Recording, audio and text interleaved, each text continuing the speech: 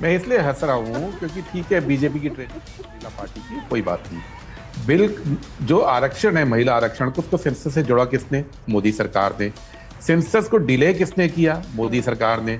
Census को 2011 की शर्त अब किसने रखी? मोदी सरकार ने। जबकि बहुत आसान था कि बिल पारित हो रखा है, आज भी वो कानून है, वो 3 साल तक इन्होंने दबाया, लेकिन कल रात को कानून में कन्वर्ट कर दिया। उसमें आप सेंसस की बजाय सीधे सीधे 543 में 1/3 दे दीजिए, कल नोटिफिकेशन निकाल दीजिए, कल शाम तक महिला आरक्षण हो जाएगा। ये काम मोदी सरकार नहीं कर रही, लेकिन ब्लेम कर रहे हैं दूसरों पे। अब मुझे ये बताइए, अभी इन्होंने बोला कि खिलवाड़ कर दिया विपक्ष ने अपमान कर दिया। अरे विपक्ष तो 2023 के बिल के साथ खड़ा था, तो क्या 23 के बिल में मोदी जी ने महिलाओं के साथ खिलवाड़ किया था? क्या उनको झुंझुना पकड़ा रहे थे? क्या वो बिल ठीक नहीं था? आज मुझे बीजेपी ये बता दे कि 2023 का बिल जो आज जिंदा है कानून के रूप में, क्या वो खिलवाड़ है? क्या वो अपमान है? ये गुमराह करना बंद कीजिए। सच ये है कि महिला आरक्षण को आपने विवादित बना दिया, जो महिला आरक्षण सर्वसम्मति से ये देश पारित कर चुका था और जिसको आपने 3 साल तक कानून बनने से रोका। रोके। बार बार कहा जा रहा था कि आप लोग 29 के लिए तैयारी कर रहे हैं, आप लोग दक्षिण का प्रभुत्व कम करना चाहते हैं क्योंकि उत्तर से आपकी सीटें ज्यादा आती हैं, तो आपको लग रहा है 29 में आप चुनाव जीत जाए। उन सबका तो जवाब आज गृह मंत्री ने दिया है देश की संसद में।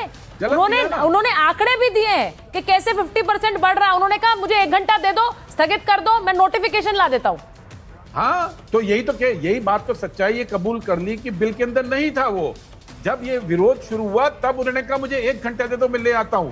अरे भाई, जो आप बिल पास कराने के लिए स्पेशल सेशन बुला रहे हैं, उसके अंदर तो ऐसा कुछ था ही नहीं। जिसकी कल आप महिमा मंडन कर रहे थे, पूरे देश को बताए थे बिल में वो है, आज वो बिल में नहीं है, खुद गृह मंत्री ने बोल दिया।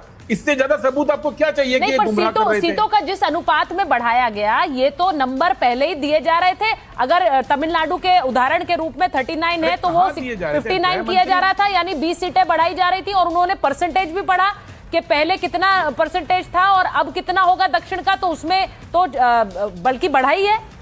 बिल्कुल यही बात तो मैं कह रहा हूं, वो जो पढ़ रहे थे वो बिल में था नहीं, और जब आज वोटिंग के समय बोल रहे हैं कि आप 1 घंटा दे दो, मैं बिल में डाल के ले आता हूं, यही तो हम कह रहे हैं। मैं अनिला जी से पूछूंगी, पहले सुन लेते हैं।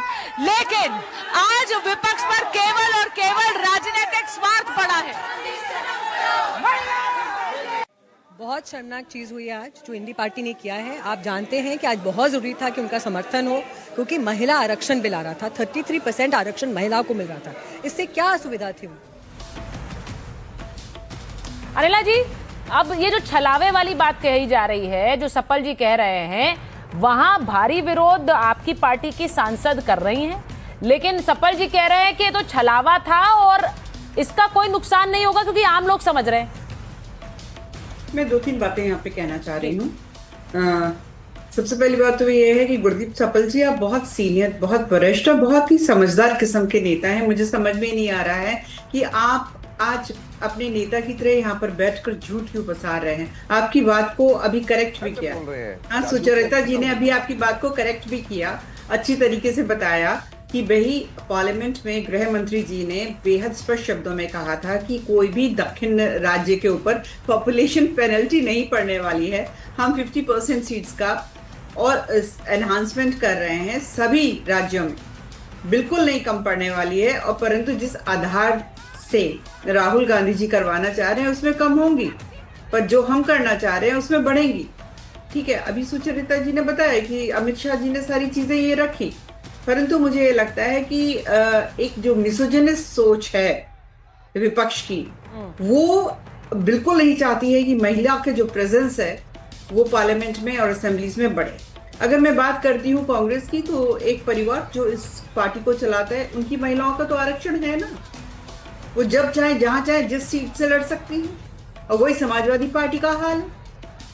इस परिवार की, अखिलेश यादव जी के परिवार की जो महिलाएं हैं, उनका तो आरक्षण परमानेंट है। जब सदन में बहस भी हो रही थी, अखिलेश जी के पीछे कौन बैठी हुई थी? उनकी धर्मपत्नी, उनके दाएं बाएं कौन बैठे, उनके पीछे और कौन बैठा हुआ था? दाएं बाएं कौन बैठे हुए? तब ज्यादातर देखिए जिनके परिवार के सदस्य बैठे हुए होते हैं, इन लोगों का तो आरक्षण है ही।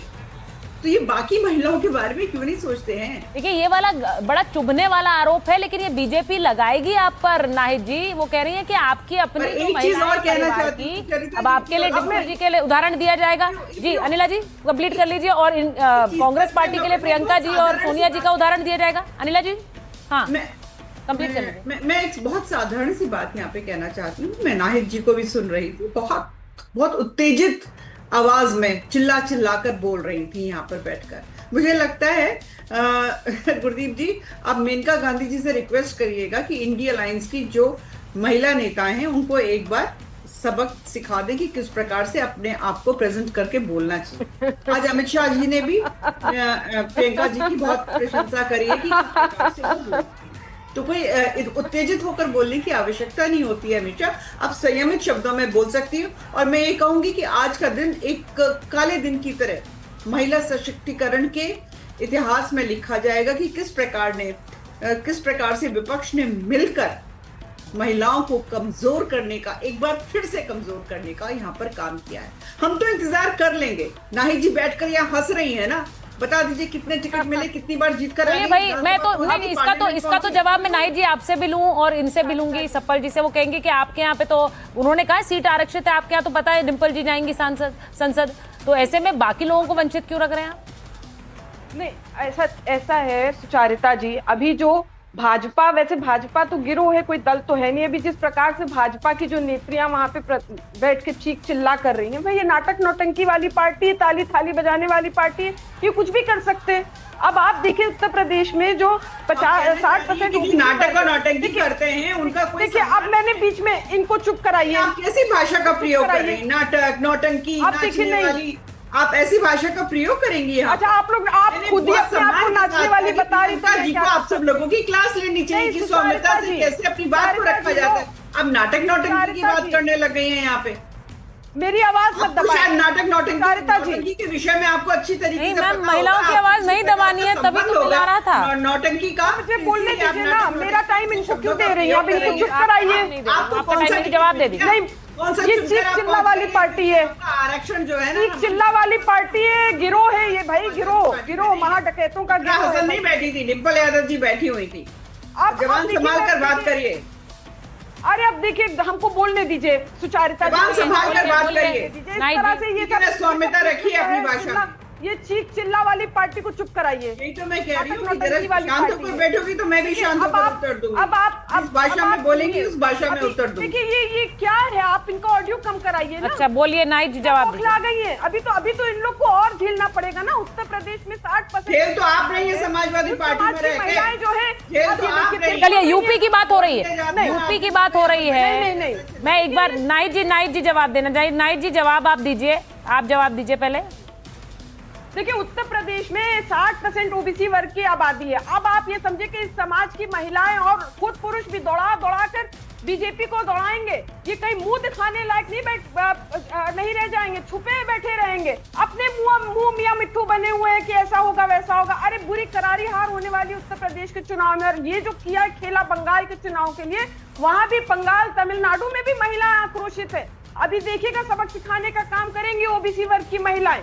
और अब आप ये समझिए कि अगर ये जो महिला आरक्षण बिल था, अगर ये ओबीसी वर्ग की महिलाओं को आरक्षण देने का उसमें प्रावधान कर देते तो अभी त्वरित पास हो जाता। ओबीसी वर्ग की महिलाओं को आरक्षण देने में क्या दिक्कत था? ये दिक्कत है ना कि बीजेपी में देखिए, जब मंडल कमीशन की सिफारिश लागू करने की घोषणा की थी वीपी सिंह जी ने, तब बीजेपी के यूथ विंग के अनेकों पदाधिकारियों ने आत्मदाह कर लिया था।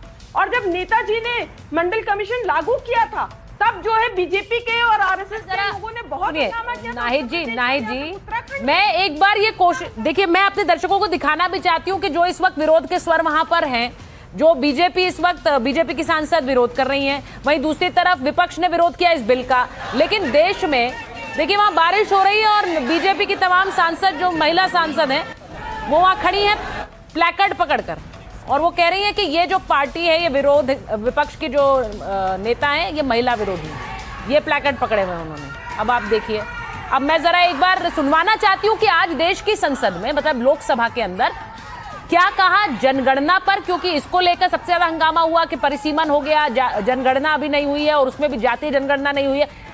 विपक्ष के आरोपों का क्या जवाब दे रहे थे गृह मंत्री, जरा पहले आपको सुनवाती हूं एक बार।